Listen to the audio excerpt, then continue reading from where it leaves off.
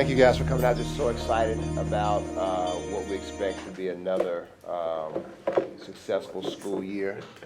You know, this time of year is always hectic. Everybody's focused, obviously, on getting school open.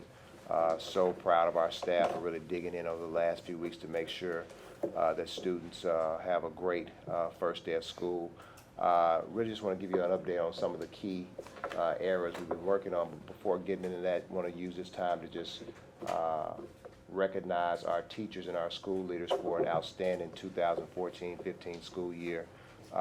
You all know we received some of our performance data a few weeks ago, and you know, our teachers and school leaders quite frankly knocked it out of the park this year. You know, we still have a long way to go.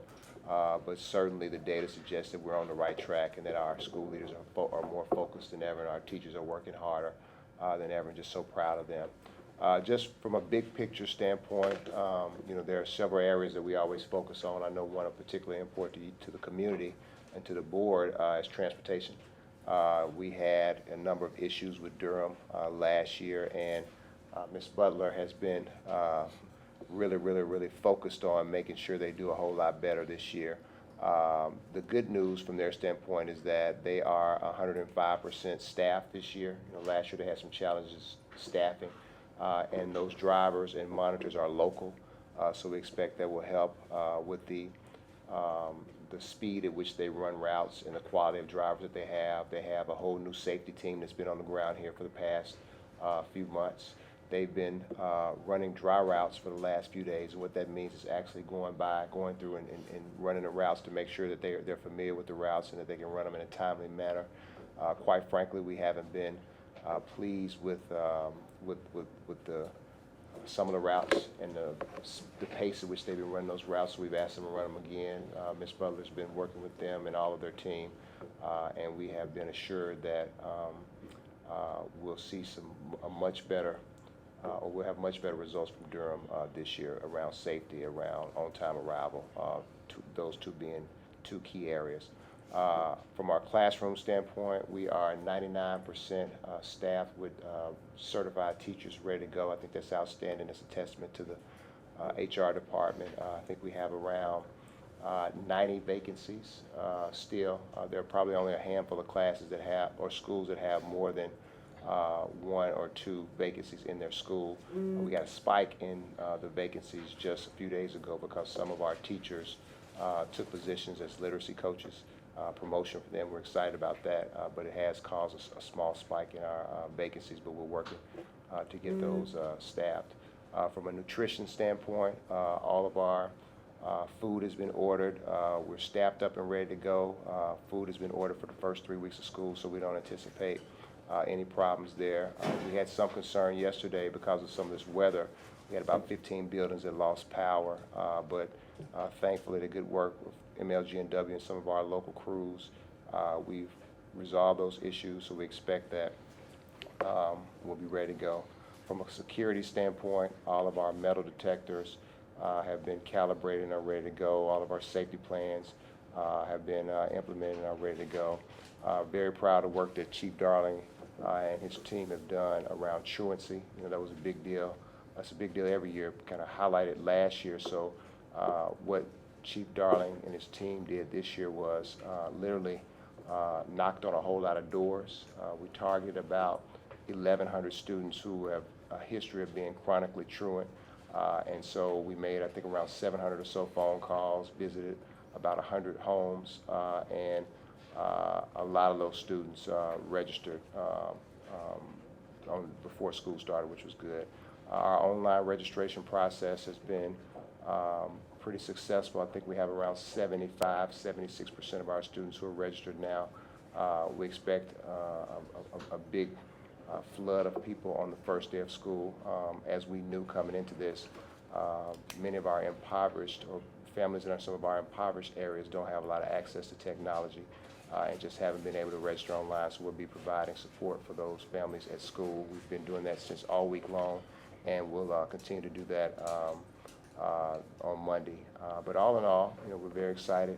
We think it's very positive, and you know, would like to share too. I think just from a educational shift perspective, you know, this year we're moving away from the TCAP the state's moving away from the TCAP, and we'll be testing the Common Core, 10 core standards through 10 Ready. There will be some challenges with that, namely many of our schools do not have the optimum amount of technology, but what we're doing, we're about to make a huge purchase to support and supplement the technology for schools, and we want the technology in the students' hands sooner rather than later, because as students make this shift, we want them to be familiar with how to operate the technology, so as they learn and move to what will be a new test, they'll be able to be successful. But all in all, we feel very good about where we are. This is, you probably know most of the team members. Chief Darling heads up our security. Dr. Ray is over our school operations. You know, Board Member Love. Sarita Butler has been serving in the role as a chief business operator, and then Heidi Ramirez is the chief academic officer. So we just thought it was very important to let the public know and the community know that we believe we're ready to go.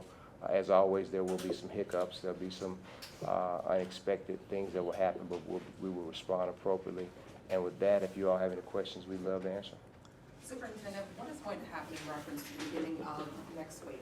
It's going to be extremely hot Monday and Tuesday. Are there any plans in place to deal with the hot temperatures? That's an excellent question. So I think our air conditioner, we did an analysis, I think 98% of all areas are cooling. What we're going to do over the weekend, and feel free to jump in, Ms. Butler, we're going to keep the units on all weekend as opposed to turn them off so that schools are as cool as possible. Because of our energy settings, I think we set the buildings at 74 degrees. And if it's, if it's this Memphis heat, if it's 100 degrees outside, it may feel a little warm outside, but we certainly should be in good shape. And we're going to keep those units on to make sure that students aren't uncomfortable on the first day. This is I think this is the first year in 3 school years that we haven't had a massive structural change in schools. Does that make it a little bit easier? Obviously, things are still going to come up. I think, quite frankly, the team has done such a good job over the last few years with the operations and getting ready that doesn't give me a lot of concern. I think the bigger structural change is going to be the shift to the 10 Ready assessment. And I think that, obviously Dr. Ramirez want to speak to that, but just knowing that the way our teachers are going to have to teach, the way our school leaders are going to have to lead is just going to be drastically different. In other states where the Common Core has been assessed, you see a huge dip, in test scores. And so we want to support our teachers in a way to give them the freedom and flexibility to learn together with us as we make this shift. So that's probably will be more of a challenge than opening of schools. You want to speak to that? Yeah, logistically, how does that work in schools where the children don't have the online capability? Well, all of our schools have online capability. The challenge is really when we get to the test administration. So we've done an assessment this summer to look at technology resources in each of our buildings, identified sort of where the gaps are, both from an equipment side and making sure we've got enough bandwidth where we would be conducting the assessments. And our hope is to have, as the superintendent said, a lot more of those devices in our buildings in the next couple of weeks so students have time to practice using the technology, readying for the assessment, and there are some good practice assessments available by the state as well. When do they take the assessment? Not until February. Okay. Yeah. So, but there'll be kind of a bandwidth test, I believe, in October. So we want to make sure we have as much technology as possible then. But I think to Dr. Ramirez's point, even though the assessment is not until February, the quicker we can get devices in students' hands, the quicker they can get acclimated to the technology. You mentioned literacy coaches. Is that something new, and how does that fit into, I guess, moving the district forward? You mentioned there's more to do, even though you've had good gains this year. Well, certainly the one area where we didn't receive gains was in literacy, and it was consistent with what the state did. And if you go back to our strategic plan, our priority one is to improve early literacy.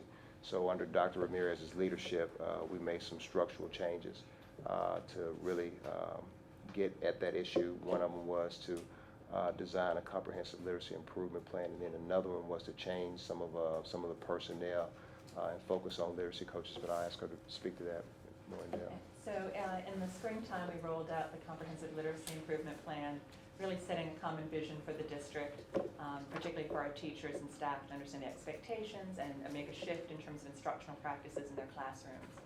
That came sort of on the heels of a large-scale new textbook adoption that happened last year as well. And so rolling that together in the plan and then trying to figure out what are the resources folks most need to be successful. And so that has meant that we've added literacy teaching or reading teacher positions in all of our priority schools, and we've also created literacy coach positions that will then work across schools to provide support directly to teachers around literacy instruction, a smaller cadre of math coaches as well. And we also, just if I could add, another big push that we're going to be asking parents in the community to help us with is to, we want to see our overall attendance improve. We have about 20,000 students who are chronically absent. And, obviously, you need to be in school to be able to learn.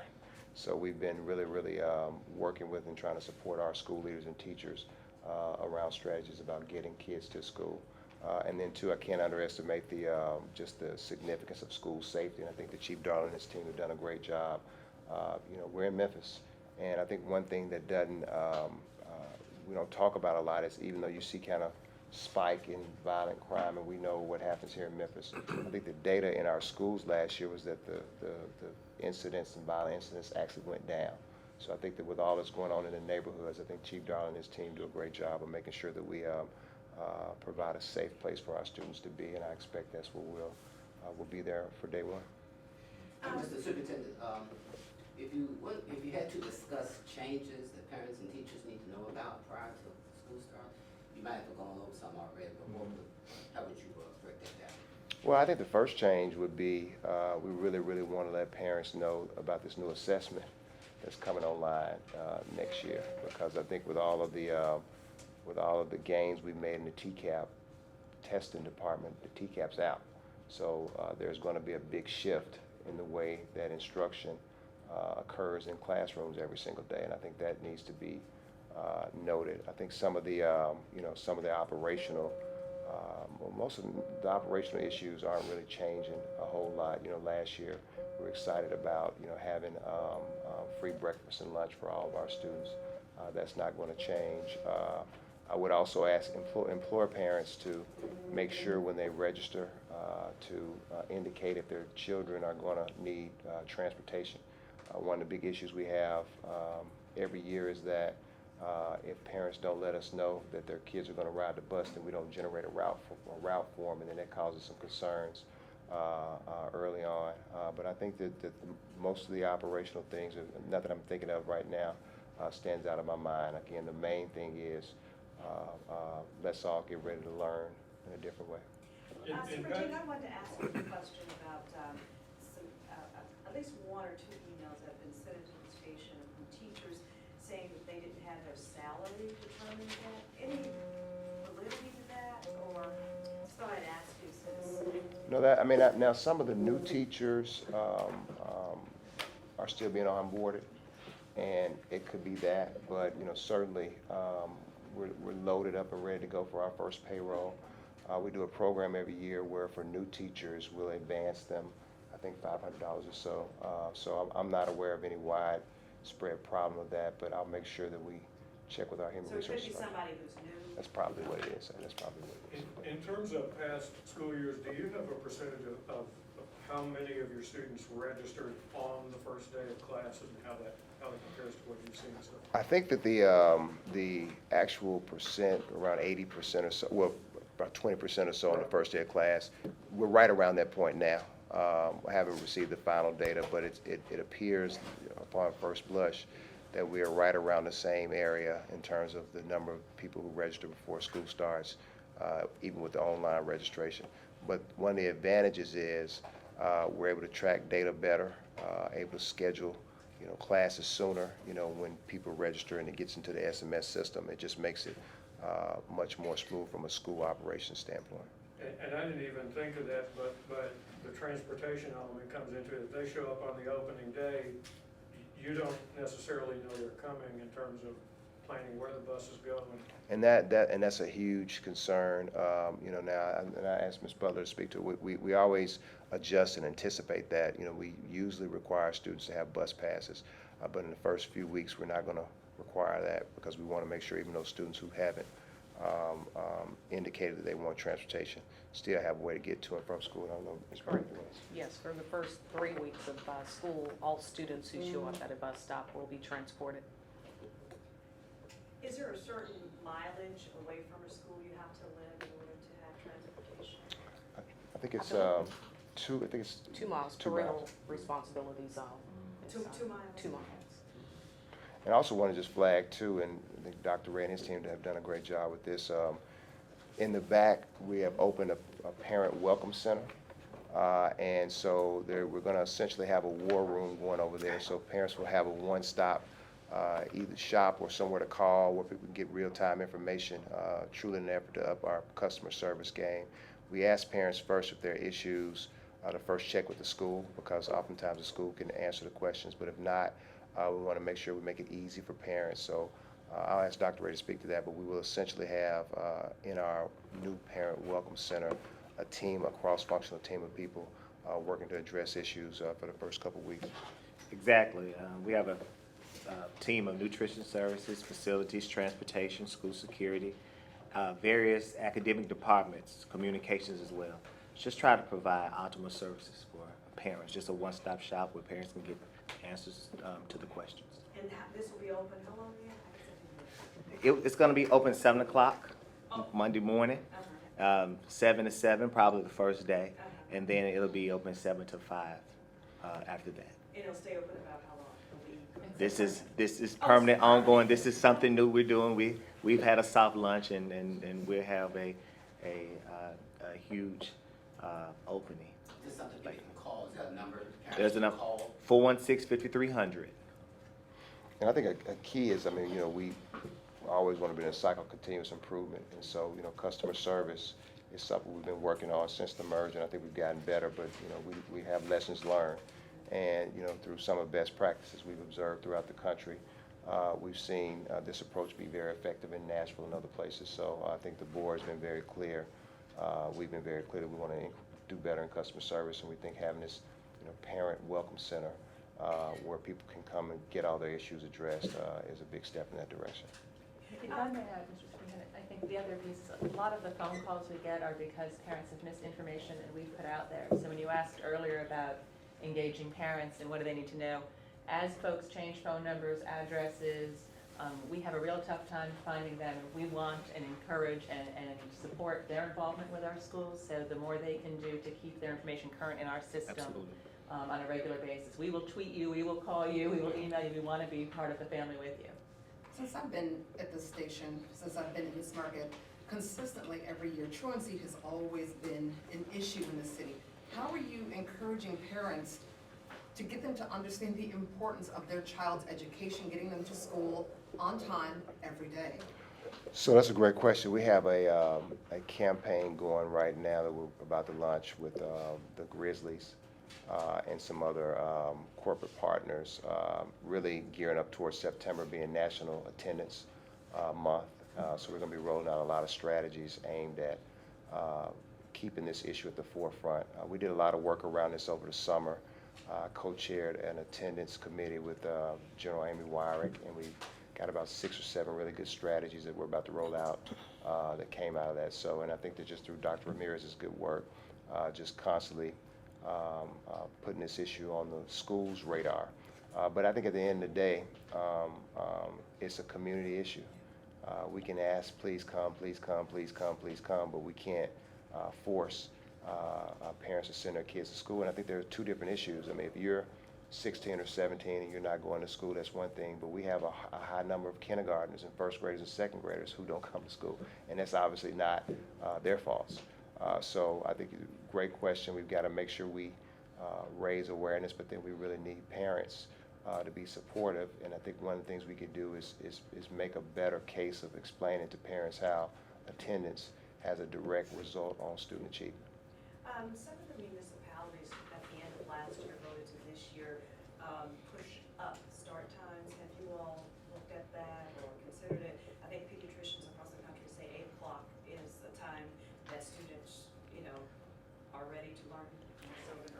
Yeah, there was actually an article that came out yesterday that talked about the effect of starting too early has on middle school students and high school students. And I know our board has struggled with that for a couple of years. You know, the flip side of starting later is it sometimes puts parents in a bind in terms of child care and getting their kids to school. And then in some instances, if you start later, you have students standing out the bus stop nighttime when it's too cold, and it raises safety issues. So I suspect that's something we'll continue to look at, but I think the more the data shows the educational impact, the more we need to continue to dig in and figure out what the best solution is. Got time for one more question. I have one, Superintendent, when we talk about, balance in schools and that issue, what can you say to parents to ensure them that you are doing all you can to eradicate that problem? The violence in school? Balance in schools. Yeah, I think, and I'd ask Chief Darling to speak to it, but I think that, Chief Darling is nationally recognized for some of his school violence prevention strategies. And we have just a very good record of success. Now, knock on wood, I mean, I don't want to just say we're perfect. We constantly learn. But I think just the vigilance that our officers show in the schools, the personal relationships that they form with some of our students, and the way they work very well with not just the MPD, but with the Sheriff's Department, and the data just shows that we do a good job. But I'd ask Chief Darling to. As it relates to that, we, on a weekly basis, starting day one, look at the trends in the neighborhood, what happened, what's occurred in the neighborhoods around a lot of our schools that we've identified that would possibly have those types of issues. And we have different strategies in each of those schools, along with additional staffing. And most of our schools will either have 2 sheriff officers, 2 MPD officers, and officers from Shelby County Schools Safety and Security Division. So we're very well staffed as it relates to addressing those issues. But not only that, we're very proactive in looking at what trends are happening in neighborhoods and how we can prevent these types of incidents from happening. We've also looked at some other things that we'll be talking about later as it relates to some of the incidents that happen at some of our high schools as it relates to the type of incidents that happen among some of our female students. So we have some things in process to address those issues also. We'll reveal at a later date. Will metal detectors be used in all the high schools? Yes, metal detectors will be used in all high school and middle schools. Thank you, guys. Thank you.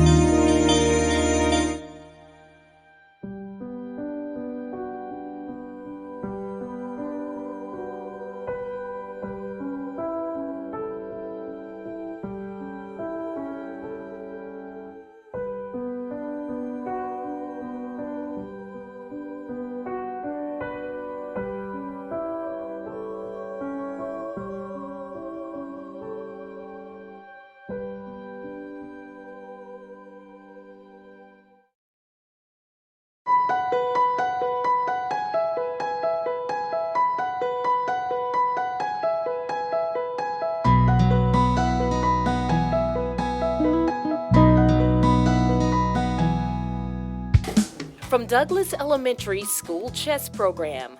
I like the feel that chess gives me. It helps me think longer and it gives me critical thinking skills, and I just like to play it. To Overton High School's creative and performing arts classes. I understand from the first class, which is the class of 62, that the arts were important to the students at Overton since its very beginning. To Middle College's debate team, School Seed is impacting young lives in the Shelby County school system, one student at a time. Well, School Seed has been very instrumental with our help regarding teacher and leadership effectiveness.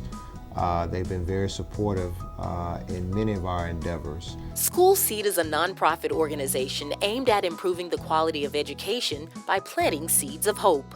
We firmly believe that you must plant a seed of hope Give a child some hope. If you want a child to listen to what you're saying, you have to first develop a relationship so that that child can trust you.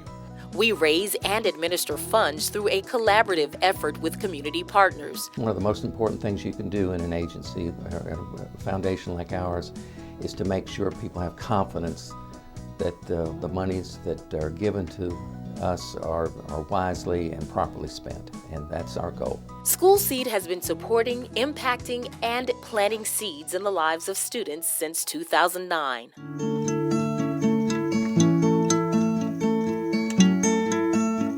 Outside of the classroom, School Seed is helping prepare students for life after high school. Each year, School Seed contributes money for dozens of students from Shelby County high schools to visit Nashville. Students are introduced to new, different, and challenging learning experiences through the organization Education Equal Opportunity Group. Students also visit several university campuses and gain information about business and workforce development. It taught me that everybody's in the category of being a leader. And it taught me a lot of things that I would need in the business world and whatever type of field I want to go into. School Seed believes it takes a village to raise a child. We've turned up the heat by sponsoring our own winter coat drive to keep students warm and give them hope. With the help of Fox 13 and Walmart, 500 students have received new winter coats.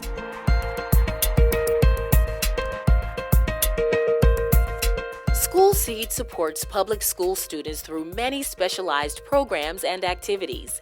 Douglas Elementary School Chess Program, Overton High School's Creative and Performing Arts Program, Middle College's Debate Team, and the Deaf Family Literacy Program are just a few of the programs School Seed funds. DFL has given us the opportunity to be open in communication, to have a line of communication, to be able to talk. We wouldn't have DFL without School Seed. School Seed is a trusted organization working with parents at various schools to raise money by supporting projects not supported with tax dollars. We need to let people know that if you have $1, $5, $10, $20, it can make a difference in the life of your child in that classroom. School Seed is also preparing to help parents make decisions about their children's education through a workshop called Parent University. And what Parent University will be about is to allow the parents to help in this transition from the city school system to the Shelby County school system. School Seed's creation of a Partners Sharing Center with Shelby County teachers will offset the cost of school supplies for teachers who pay out of their pockets to make sure students succeed. School Seed has been a very safe way for people to make donations to our program. And also School Seed has been outstanding in making those funds available to us as we need them and so forth. It's our goal at School Seed to successfully continue improving education and making dreams come true for Shelby County students. With your help, we can meet the needs of hundreds of students. Please make your donation today at www.schoolseed.org. You may also email us at info@schoolseed.org. Our phone number is 901-207-1472. We know what teachers need. We know what our students need. And we're going to work really hard day in and day out to meet those needs where we can. One child at a time, one parent at a time, one student at a time.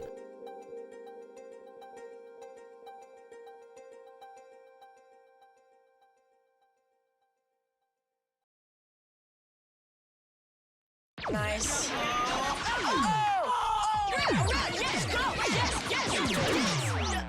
No.